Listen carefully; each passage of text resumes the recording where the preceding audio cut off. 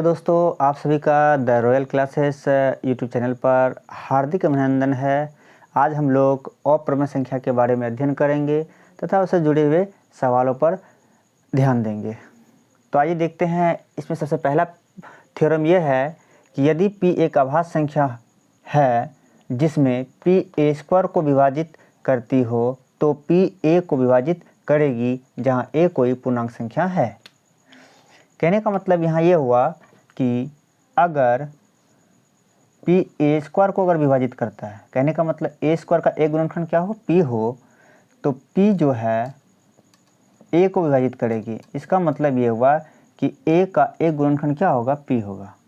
मतलब p जो है a स्क्वायर का भी गुणनखंड होगा और p a का भी गुणनखंड होगा। ठीक है। इसी स्टेटमेंट पर हम लोग कुछ प्रश्न सॉल्व करेंगे अप्रमेय संख्या से जुड़े हुए। तो आइए देखते हैं क्या है।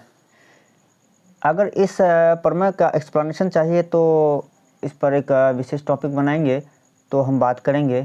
फिलहाल अभी हम अप्रमेय संख्या को सिद्ध करने के लिए इस स्टेटमेंट को लिखे हैं। तो आइए देखते हैं।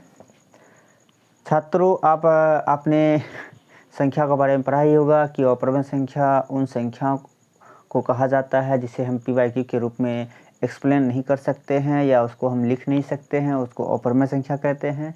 तो आज उन्हीं संख्याओं के बारे में हम लोग जानेंगे कि कोई अप्रमेय संख्या कैसे सिद्ध होता है। तो एक सवाल हम लेते हैं।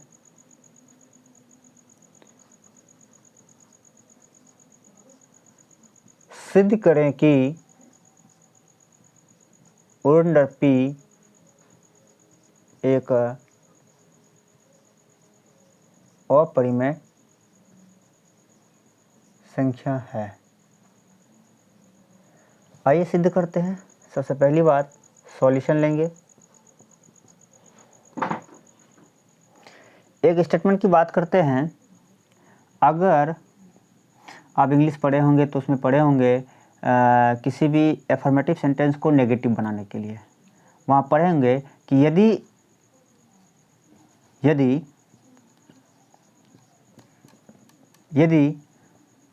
श्याम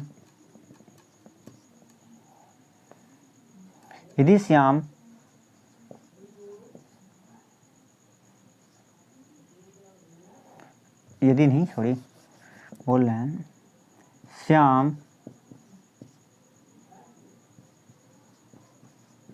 सुंदर लड़का नहीं है।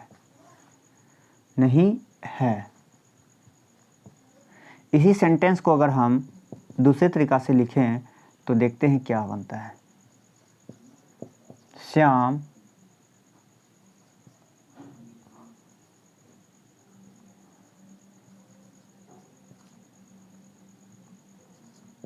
कुरूप लड़का है। दोनों सेंटेंस में भाव एक ही है, लेकिन दोनों सेंटेंस क्या हैं, अलग अलग हैं।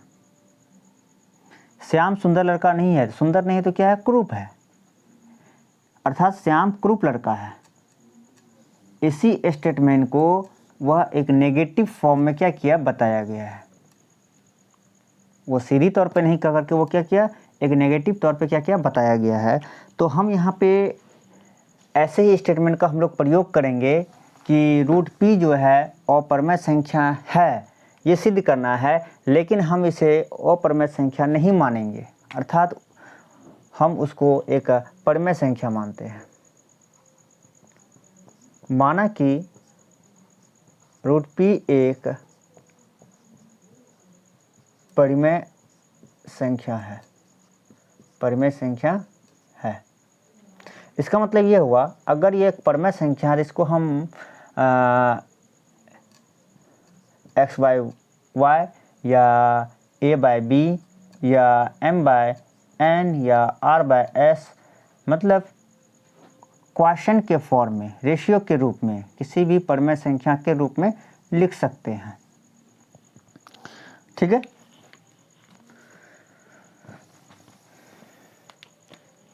तो रुंडर p बराबर हम a/b लिखते हैं। ठीक है, क्योंकि एक परिमेय संख्या है इसलिए उसे a/b के रूप में हम कन्वर्ट कर सकते हैं। जहाँ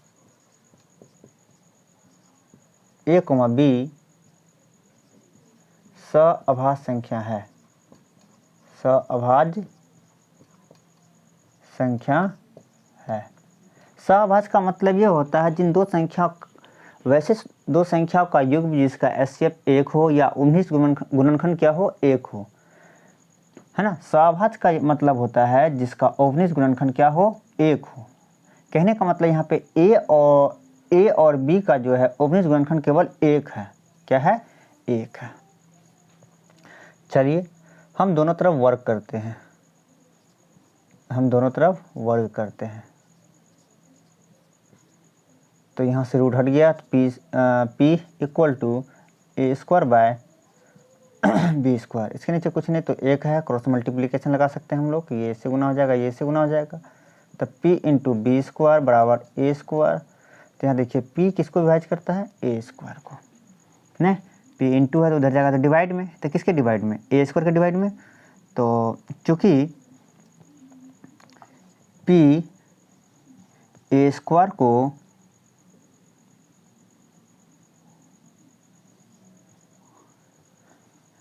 p ए स्क्वायर को विभाजित करती है तो p किसको डिवाइड करेगा, a को। हमने थ्योरम a में बताए हैं, विभाजित p a को विभाजित करेगी ना। अभी जस्ट हम लोग थ्योरम में पढ़े थे स्टेटमेंट। अब आइए तथा, यहाँ हमने देखा कि a का एक गुणनखंड क्या आ गया, p आ गया, मतलब 1 के अलावा, सअभाज्य संख्या के अलावा।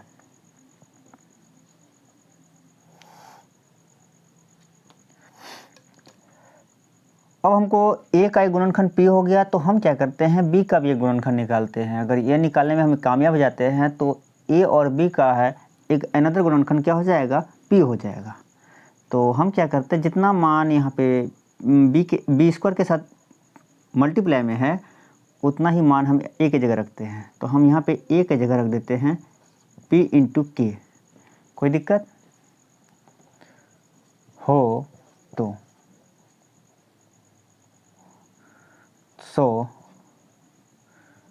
p इंटू बी स्क्वायर बराबर a की जगह हम कितना रखना है, p इंटू के रखना है।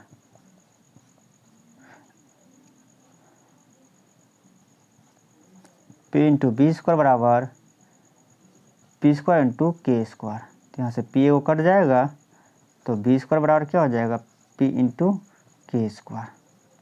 तो यहाँ पे p इंटू है तो यह बी स्क्वायर को डिवाइड करेगा, चूँकि p बी स्क्वायर को विभाजित करती है, इसलिए p b को विभाजित करेगी, विभाजित करेगी।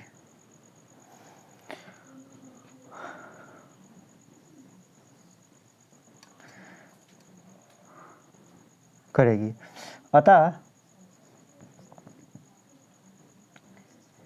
a एवं b का एक अन्य गुणनखंड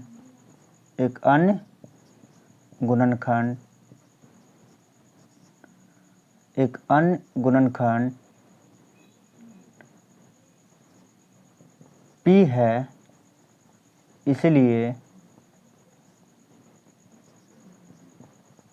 विरोधाभास की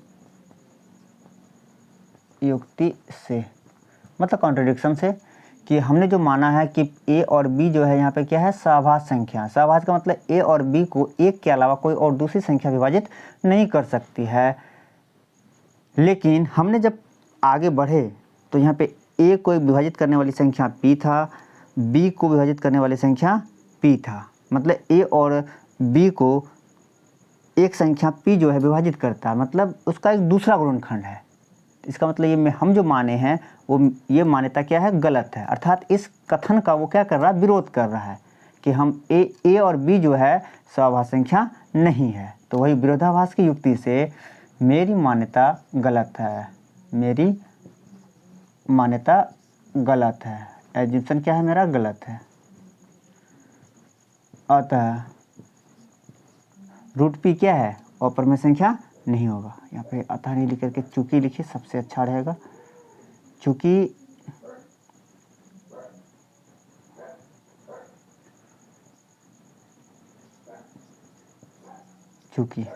बेटर रहेगा। अतः P एक परिमेय संख्या नहीं होगा तो क्या होगा, अपरिमेय संख्या। तो हम वो बात नहीं लिखते हैं, हम डायरेक्ट लिखते हैं मेरी मान्यता गलत है, अतः रूट अंडर P एक अपरिमेय संख्या है ना। इस प्रकार से बात क्या होता है, सिद्ध हो जाता है कि रूट के अंदर रूट अंडर P जो है एक अपरिमेय संख्या है, जहाँ यहाँ पे एक बात लिखना जरूरी है कि P जो है पूर्ण वर्ग संख्या नहीं है, मतलब परफेक्ट स्क्वायर नंबर नहीं है। जहाँ P एक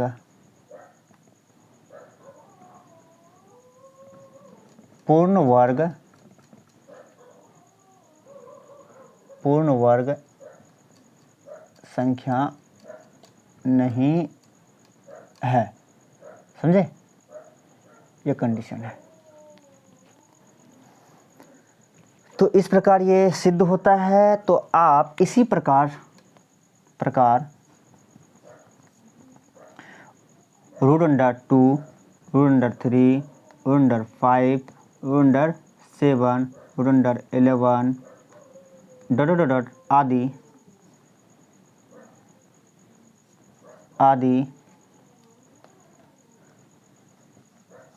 अपरिमेय संख्याओं को प्रमाणित कर सकते हैं। सेम टू सेम जो बताया हमने प्रक्रिया है ना, सेम टू सेम आप कर सकते हैं। तो चलिए इसके बाद हम लोग अगले थ्योरम पर विचार करते हैं। दूसरा थ्योरम ये है, बड़े बड़े संख्याओं को हम शांत और अशांत इस कॉन्सेप्ट के प्रयोग से, मतलब अभी जो हम थ्योरम बताएंगे उसके प्रयोग से हम आसानी से कर सकते हैं। पिछली क्लास हमने भिन्न संख्या के बारे में बताया था तथा भिन्न संख्या का दशमलव प्रसार भी बताए हैं। अगर आप हमारी वीडियो को नहीं देखे हैं तो the royal classes YouTube channel पर आप उस वीडियो को आसानी से देख सकते हैं। कहा क्या, यदि संख्या P/Q में Q का अभाज्य गुणनखंड 2m गुना 5n 5n n के रूप में हो तो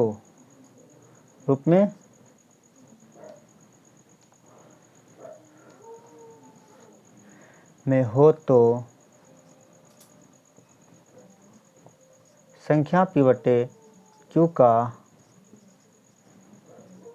दशमलव प्रसार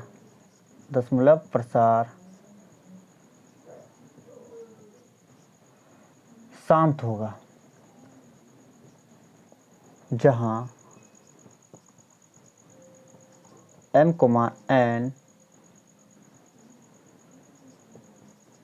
और ऋणात्मक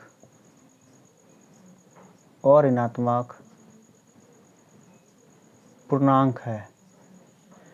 ठीक है, पहला ये। जैसे एग्जांपल हम लोग केवल किसको देखेंगे, क्यू को देखेंगे। क्यू क्या है? हर है, किसी भिन्न संख्या का हर है। हर का कैसा गुणनखंड होना चाहिए? मतलब हर का मतलब क्यू का अभाज्य गुणनखंड 2m गुना 5n के रूप में होना चाहिए। अगर ये है तो उसका दशमलव प्रसार क्या होगा? शांत होगा। जैसे एग्जाम्पल 451 बटे 2/3 गुना 5/4। यहाँ पे देखिए हर का गुणनखंड क्या है? 2 गुना 5 के रूप में, और घात कैसा है? धनात्मक है, मतलब और ऋणात्मक। और ऋणात्मक का मतलब होता है कि जो माइनस वाला घात नहीं है। इसका मतलब इसका दशमलव प्रसार क्या आएगा? हमेशा शांत आएगा। दूसरा क्वेश्चन है 25 बटे 2/3 गुना 5/2। इसका भी क्या हो जाएगा? शांत आ जाएगा। तीसरा है 721 बटे 4 गुना 10 गुना 7। इसको थोड़ा सिंप्लीफाई करना होगा, तभी हम बता पाएंगे ये शांत है कि अशांत है। बोले कैसे सर? तो आइए देखते हैं। हम लोग पहले तोड़ते हैं। 7 से ये कटेगा, 7 1 जा 7, 7 1 जा 7, 2 नहीं लगेगा, 7 3 जा 21, 103 बाय 4 गुना 10। 103 बटे 4 को तोड़ेंगे तो 2 गुना 2, 10 को तोड़ेंगे तो 2 गुना 5। इसका मतलब 103 बटे 2 पर कितना घात? 3 घात, और 5 पर 1 घात। या देखिए 2 गुना 5 के रूप में हो गया, मतलब इस थ्योरम को वो फॉलो कर रहा है। तो इसका दशमलव प्रसार क्या हो जाएगा? शांत हो जाएगा। क्या हो जाएगा? दशमलव प्रसार शांत हो जाएगा, है ना। तो बड़ी से बड़ी संख्या को हम आसानी से केवल उसका हर का फैक्टर निकाल करके देख सकते हैं। दूसरा थ्योरम है, मतलब अगला नेक्स्ट थ्योरम नंबर 3। ये सभी जो कंटेंट्स है ये आपके 10th क्लास के पहले चैप्टर रियल नंबर, है ना, उन्हीं में से ये सारे कंटेंट्स आ रहे हैं। तीसरा है यदि संख्या p बटे q में q का अभाज्य गुणनखंड इतना के रूप में नहीं हो, क्या हो? नहीं हो, तो संख्या p बटे q का दशमलव प्रसार अशांत होगा। क्या होगा? अशांत होगा।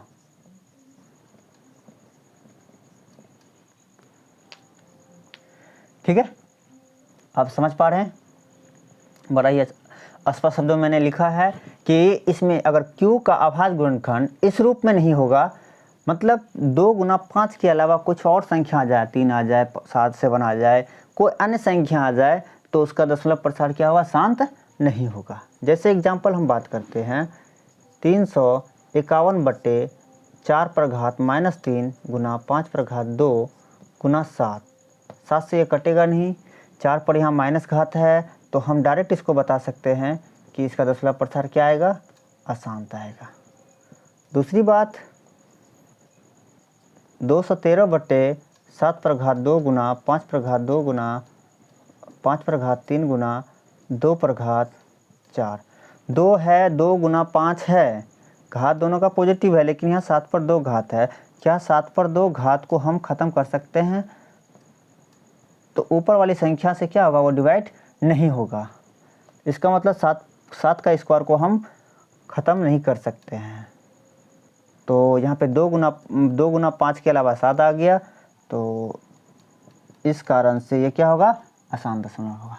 ऐसे ही बहुत सारे सवाल होंगे, आप उसको आसानी से इस थ्योरम के सहारे आप सॉल्व कर सकते हैं। चलिए एक सवाल लेते हैं कि बिना लॉन्ग डिवीज़न, मतलब बिना लंबी विभाजन प्रक्रिया किए किसी भी संख्या को दशमलव में कैसे निकालते हैं। संख्या 621 बटे 4 गुना 10 गुना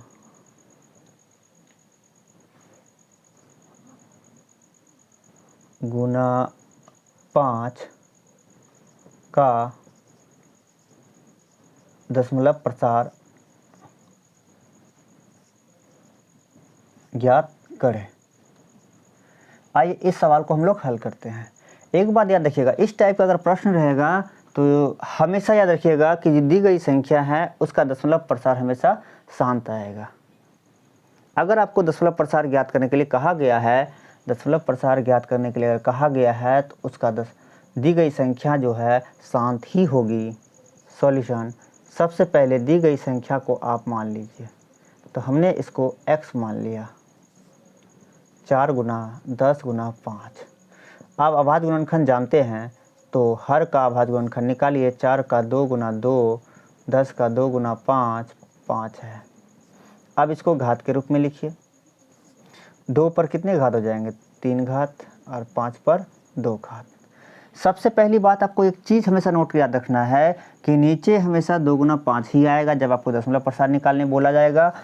तो आपको एक चीज़ करना क्या है, अगर 2 का पावर कम है तो कितना कम है, अगर 5 का पावर कम है तो कितना कम है, जितना कम है आपको उतनी संख्याएं अंश और हर में गुना करके देना होगा। तो देखते हैं यहाँ पे 5 पर कितना घात है? 2, 2 पर कितना घात है? 3। तो 3 जो है, 3 से 2 कितना कम है? 1 कम है, तो 1 5 हमको यहाँ पे देना होगा। तो कैसे देते हैं? तो एक ही संख्या से हम लोग गुना भाग करके, तो 1 ही 5 देना है ना, तो 5 से गुना हो जाएगा, तो 5 का 5, 5 दूनी 10 के 0 बचा, 1 5 30, 1 31। अगर 5 से इंटू करेंगे तो आप जानते हैं, आप कॉन्सेप्ट पढ़े थे या नहीं पढ़े हैं तो हम यहाँ लिख देते हैं कॉन्सेप्ट। कॉन्सेप्ट नंबर पहला क्या? यदि आधार समान हो और घात अलग अलग हो तो दोनों जो है गुना होकर एक घात में चला जाता है। कहने का मतलब यहाँ होगा, अगर सेम आधार का कोई घातांकीय संख्या हो तो उसके घात वही रहते हैं और घात क्या होते हैं? जुड़ जाते, मतलब आधार वही रहते हैं और घात जुड़ जाते हैं, इतना होगा।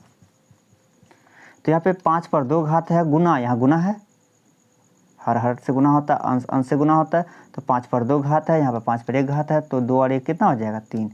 तो 2 पर 3 घात गुना 5 पर 3 घात। दूसरा कॉन्सेप्ट ये है, ये एक्सपोनेंशियल लॉ है, आपने पढ़ा होगा घातांक के नियम, कि यदि f पावर n गुना b पावर n है तो हम पावर को कॉमन लेकर के आधार को गुना कर देते हैं। मतलब जब दोनों पर घात क्या हो? समान हो, और आधार क्या हो? भिन्न हो, अलग अलग हो। ये दो कॉन्सेप्ट का प्रयोग हम लोग को यहाँ पर अति आवश्यक है करना। तो यहाँ देखते हैं, तो 3 घात है, हम कॉमन लेते हैं, तो 2 गुना 5 पर घात 3, तो 3105 बटे 10 पर 3 घात। आपको प्लेस वैल्यू मेथड में हम बताए थे कि 10 घातांक मतलब 10 पर जितने घात होते हैं अंश वाली संख्या में, उतने अंक के बाद हम लोग दशमलव रख देते हैं। तो 1 2 3 यहाँ दशमलव हो जाएगा।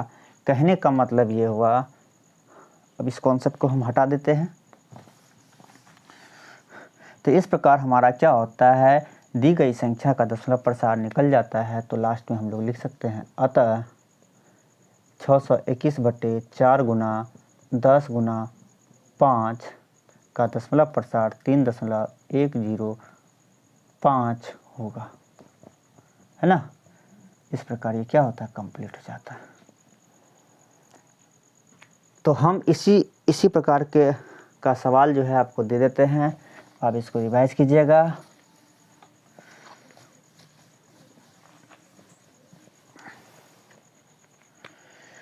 टेस्ट पहला है, ऐसे हम कोई भी थ्योरी बताते हैं तो आपको वहाँ पे 10-5 क्वेश्चन जो है टेस्ट के रूप में दे देते हैं। इससे आपको इस थ्योरम को समझने में काफ़ी आसानी होगी, ताकि आपका प्रैक्टिस के साथ साथ आपका बेस भी क्या हो जाए? स्ट्रॉन्ग हो जाए।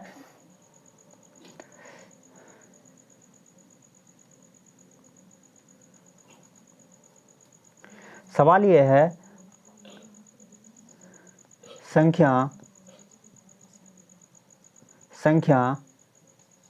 317 बटे 4 पर 2 घात गुना 5 पर 3 घात गुना 2 का दशमलव प्रसार ज्ञात करें। दूसरा सवाल है संख्या 71/25 गुना 40 का दशमलव प्रसार ज्ञात करें। फिर अगला सवाल है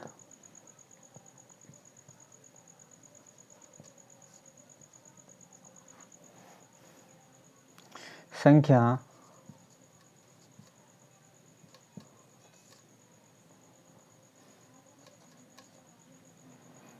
80 गुना 5/2 का दशमलव प्रसार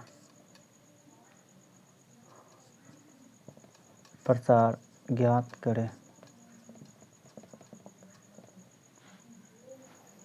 चौथा सवाल है संख्या 1471/625 का दशमलव प्रसार ज्ञात करें। इस प्रकार से यहाँ मैं आपको 4 प्रश्न दे रहा हूँ। आप थ्योरम 2 और थ्योरम 3 का प्रयोग कर इसको आसानी से सॉल्व कर सकते हैं।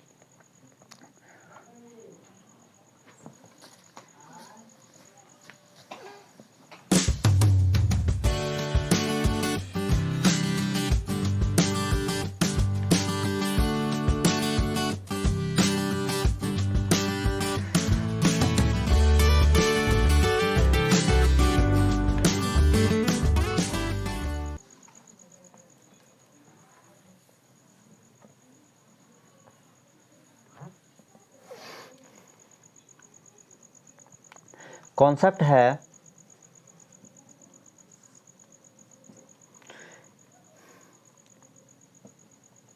किसी दो संख्याओं का गुणनफल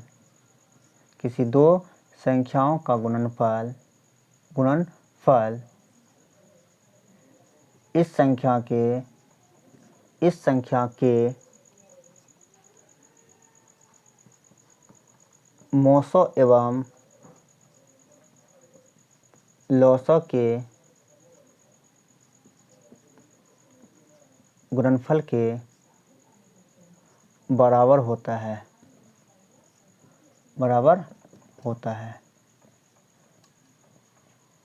कहने का मतलब ये हुआ the product of any two numbers is equal to the product of HCF and LCM of given numbers। किसी दो संख्याओं का जो गुणनफल होता है इस संख्या के मौसो और लॉसो के गुणनफल के बराबर होता है। अर्थात हम इसको कह सकते हैं दो संख्या, एक पहली संख्या एक दूसरी संख्या होगा, तो पहली संख्या गुना दूसरी संख्या बराबर होता है HCF ऑफ, यहाँ पे हम दो संख्या मतलब पहली संख्या को P मान लेते हैं और दूसरी संख्या को Q मान लेते हैं, मतलब HCF of P, Q Guna LCM of P, Q। ये एक फॉर्मूला हो गया जिसमें यहाँ से मतलब दो संख्या और उसके HCF और LCM के बीच क्या है, एक संबंध है। तो यहाँ से हम लोग देखते हैं क्या क्या फॉर्मूला आता है। तो सबसे पहला फॉर्मूला आता है, अगर हमको पहली संख्या निकालना है, कहने का मतलब P का मान निकालना है, तो HCF गुना LCM बटे सेकेंड नंबर दूसरी संख्या, दूसरा नंबर यहाँ पहली संख्या निकालना तो दूसरा संख्या क्या मल्टीप्लाई में तो उधर जाएगा डिवाइड में चला जाएगा। अगर हमें दूसरी संख्या निकालनी है, दूसरी संख्या मतलब q का वैल्यू यहाँ पे q हो जाएगा, तो HCF इंटू LCM बटे पहली संख्या, पहली संख्या मतलब p का मान। तीसरी बात, अगर हमको HCF ऑफ p, q निकालना है, कहने का मतलब पहली संख्या गुना दूसरी संख्या, पहली संख्या गुना दूसरी संख्या को हमको भाग देना है LCM से, ठीक है। अगर चौथा फॉर्मूला ये आएगा, अगर हमको LCM निकालना है a, b, p, q का, तो पहली संख्या गुना पहली संख्या गुना दूसरी संख्या बटे होता है S, ठीक है। तो दो संख्याओं के गुणनफल और HCF के गुणनफल का जो संबंध है उससे हमें चार तरह के फॉर्मूला निकलते हैं। तो इस पर आधारित हम एक एग्जाम्पल आपको बताते हैं कैसे इसको सॉल्व करेंगे। जैसे क्वेश्चन है, एक सवाल लेते हैं HCF LCM से रिलेटेड, देखते हैं कि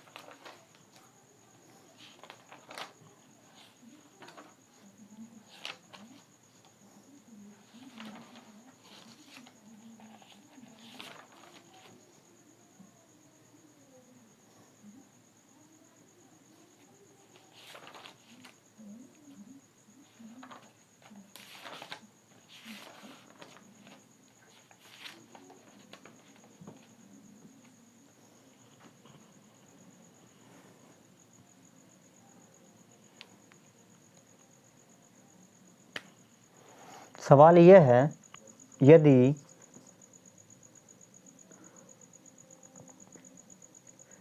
LCM ऑफ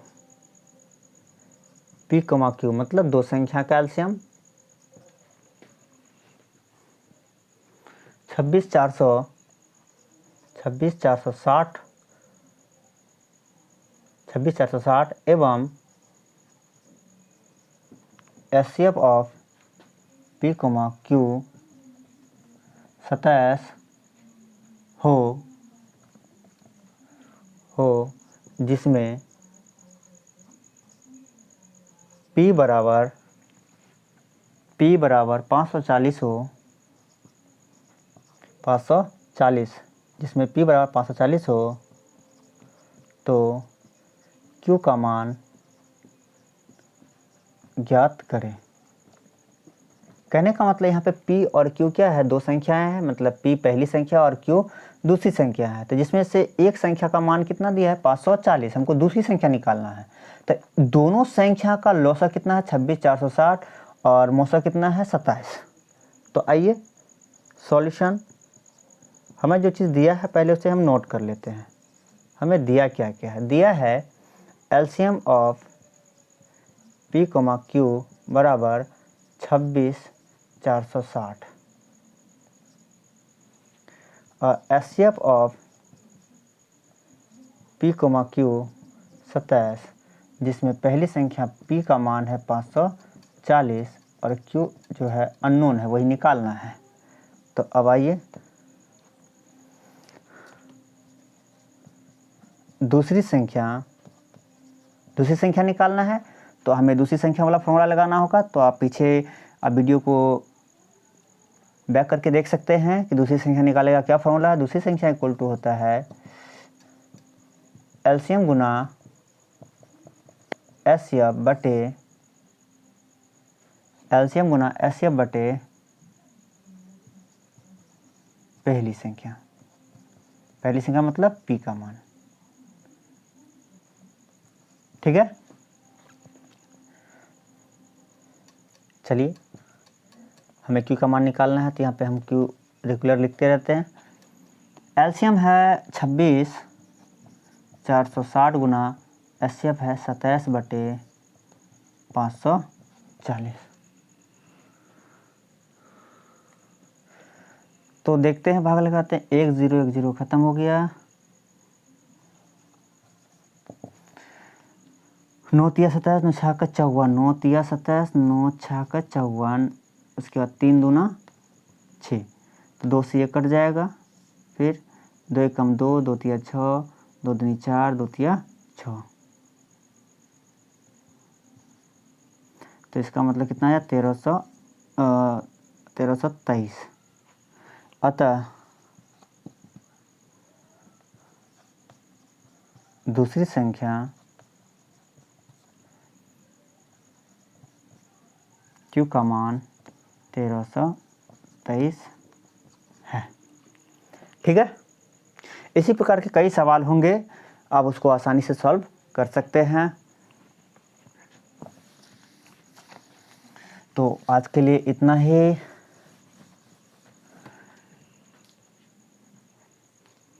तो हमारा वीडियो कैसा लगा आप अपने कमेंट बॉक्स में बताएं।